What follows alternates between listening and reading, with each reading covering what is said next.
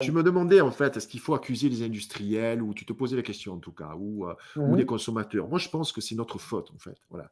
Mmh. On s'est laissé séduire, voilà, et tu sais que la séduction, c'est le diable, hein. C'est le diable qui séduit, hein. Je dirais, Dieu n'a Et pas dans besoin de l'alimentation, c'est de vraiment de comme ça, séduire. hein.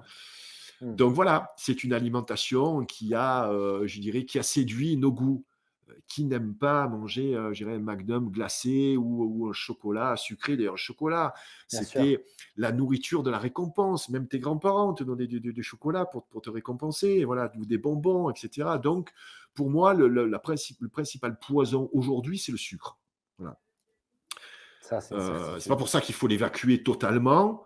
On peut en manger avec parcimonie, mais il faut être conscient de cette nourriture sucrée. Voilà. Même les hamburgers, hein, tous les hamburgers de fast-food, en fait, il y a du sucre, hein, parce que il y a ce goût sucré. Il y a ensuite les mauvaises graisses, mais les mauvaises graisses, c'est pas les industriels qui ont mis des mauvaises graisses pour nous empoisonner. Tu sais pourquoi ils ont mis les mauvaises graisses? Parce qu'elles coûtent Ça pas coûte cher. Ça veut dire ça coûte moins cher, tout Ben simplement. C'est oui, beaucoup moins cher de c'est le mettre coût, une huile c'est le hydrogénée coût. versus un beurre de ferme, hein, ça c'est sûr. Le premier qui m'a dit, «Les industriels se foutent de notre santé», c'est mon parrain qui m'a fait rentrer, enfin mon parrain de cœur qui s'appelle le professeur Pierre-Marie Martin, professeur émérite qui a participé à la découverte des perturbateurs endocriniens, qui témoigne dans le premier livre qui aujourd'hui n'est plus de ce monde. Mais en tout cas, j'essaye de continuer à véhiculer, je dirais ses pensées et ses convictions. Il disait, «Les industriels en fait se foutent de notre santé. Ils sont là pour faire du pognon». Voilà. Est-ce que tu veux Mmh. acheter quelque chose qui est pas bon pour ta santé?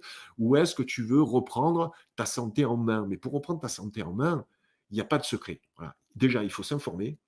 Et là, bon courage parce que les formations, il y en a de partout. C'est le dernier qui parle qui a raison. Donc là, je ne peux pas vous aider, hein. Essayez d'aller vers des personnes qui ont de l'expérience, des personnes qui ont un travail sérieux, dont c'est le métier, qui référencent aussi leurs sources, etc. Et puis, faites appel à votre gros bon sens, si encore vous en avez un. Voilà. Le gros bon sens va pas vous pousser à vous gaver de sucreries ou de produits transformés. C'est quand même assez incroyable. Aujourd'hui, je me mets à la place de l'homme qui rentre à la maison, qui va demander à sa chérie ou à sa femme: «Alors, chérie, on mange quoi ce soir?»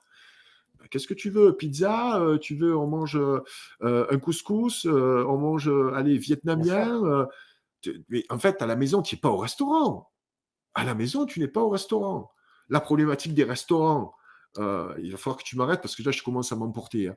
Ouais, ouais, tu Il y a les t'enflammes. restaurants de midi, tu vois? Les restaurants de midi. Avant, nos grands-parents n'avaient pas de restaurant à midi, quoi. Il y avait le restaurant du routier, du routier, tu vois? Mmh Le mh. plat principal et puis, c'était la cuisinière qui cuisinait ça et cetera. Donc aujourd'hui, on n'a même plus le temps de cuisiner. Voilà, on va se substanter dans un restaurant le midi, le soir, on y va très régulièrement, mais avant, on y allait, très peu, voilà, pour des questions de coût et puis il y avait beaucoup moins de restaurants qu'aujourd'hui. D'ailleurs, tu vois, je t'ai sorti une phrase, je suis tombé là-dessus et je me suis dit: «C'est tellement vrai».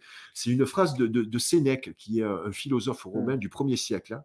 Il dit la chose suivante: la multiplicité des mets a multiplié les maladies. Jack, tu te rends compte? Un mec au 1er siècle, Ouais, il y a hein, 2000 ans, c'est il y a incroyable. 2000 ans, il te dit: «La multiplicité des mets a multiplié les maladies». Et à part le rejoindre, il n'y a pas grand-chose à dire parce que si tu te contentais de manger les 10-15 aliments qui te conviennent parfaitement, tu serais probablement en pleine santé, hein, soyons bien clairs. Hem, D'où là, je reprends sur l'addiction. On est drogué alors parce qu'on attends, mange, parce que c'est bon au goût et parce au que c'est goût. varié et cetera, voilà. Ça, c'est un truc dont on va reparler, mais je voudrais bien d'abord aller sur un autre truc parce que tu m'as dit, l'alimentation qui correspond à nos besoins physiologiques. Alors, c'est quoi pour toi l'alimentation qui correspond à nos besoins physiologiques? Une alimentation qui va être riche en nutriments, Mmh, en micronutriments également, donc mmh, vitamines, oligo-éléments, minéraux, tout ce dont tu parles aussi, dans ta chaîne, c'est-à-dire des aliments, qui sont issus d'une production si possible propre, mmh. si tant est qu'on arrive encore à en trouver à des prix raisonnables, tu vois?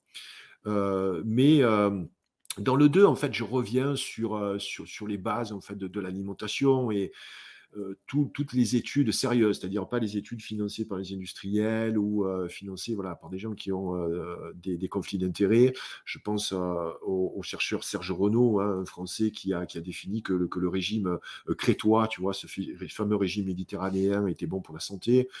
Et je trouve que, tu vois, là, dans ma conférence, je mets en avant un régime. En fait, j'avais pour moi, qu'il n'y ait pas un régime qui est réellement un mode Un mode de alimentaire, vie alimentaire, ouais. un mode de vie, comme tu dis, alimentaire. Moi, je parle de mode alimentaire parce que j'avais une très mauvaise image. Alors, peut-être à cause du CrossFit, parce que vous avez fait beaucoup la promotion de ce, entre guillemets, soi-disant régime, mais trop porté sur la viande. Et en fait, on se perçoit que dans ce régime, il ne faut pas forcément manger comme ça de la viande tous les jours, en tout cas en grosse quantité. C'est le mode alimentaire paléo. Ouais, le paléo, bien sûr, ouais, j'en ai Ouais. encore parlé avec Julien Vénesson, Et, ce tu matin. vois, et Ouais, ouais. je fais mon mea culpa, tu vois, parce que j'avais une mauvaise image de ce mode alimentaire qui a été remis en avant aussi, peut-être avec le développement du CrossFit, mais trop basé pour moi sur la viande. Mais quand je regarde les aliments en fait, qui excluent quasiment toutes les céréales, et moi, je mettrais un bémol, tu vois, dans l'exclusion des céréales. Je suis d'accord avec ça. Je trouve que ça dépend aussi des intestins, hein, si on a encore un intestin solide qui peut digérer, hein, des céréales. Mais bon, on va pas manger, je dirais, une baguette de pain. On va choisir un très bon pain. On va peut-être en manger, tu vois, une tranche avec peut-être un bon fromage, tu vois, au lait cru. Mais c'est certain que tout ce qui est un facteur d'empoisonnement, c'est le gluten et le lactose, parce qu'aujourd'hui, on connaît les méfaits du lait, notamment du lait UHT, hein, qui enlève ces enzymes qui permettent en fait de digérer le lait. On ne boit pas du lait d'un autre animal en étant adulte, hein. Ça, c'est un sujet quand même que j'ai traité de long en large et en travers. Mais Ouais. également le gluten, et je pense que les pâtes sont à bannir, quoi. Les pâtes sont à bannir.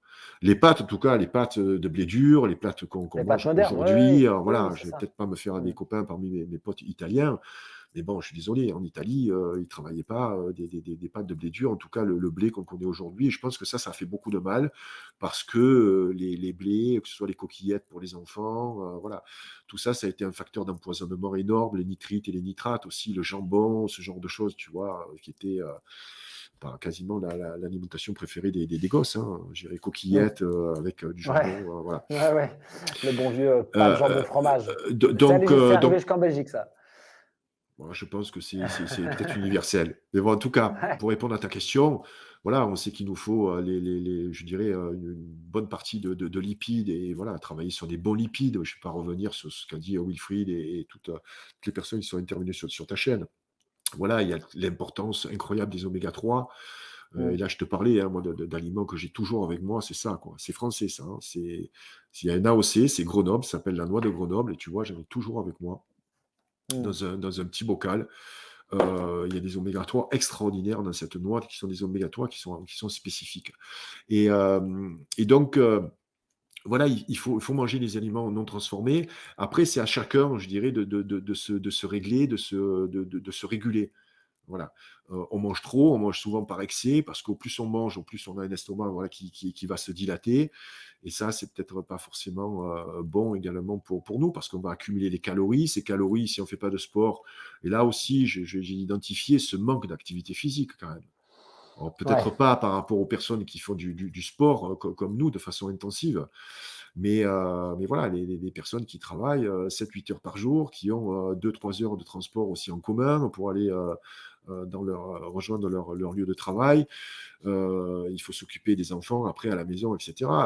Donc on n'a plus le temps de faire du sport. Et je pense que tous ces métiers, après, qui se sont développés au XXe siècle, tu vois, c'est-à-dire tout le secteur tertiaire, où on va mmh. travailler dans la position où je suis, hein, Ah assis, si, le bien cul sur sûr, une chaise. ouais.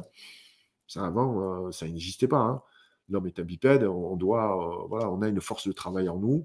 Cette force de travail, on l'utilise pas. Et puis, les causes aussi de notre malaise aujourd'hui, en tout cas de notre mauvaise santé, je pense que c'est un manque de sommeil. On est en déficit de sommeil, on se couche beaucoup trop tard. Et malheureusement, le sommeil, aujourd'hui, je pense que c'est le secret. Le sommeil nous permet de nous déconnecter de cette vie complètement folle que nous Mmh. vivons depuis quelques dizaines d'années avec l'avènement d'Internet, des réseaux sociaux, etc. On a un déficit d'attention qui diminue et qui rejoint quasiment celui du poisson rouge de 8 secondes.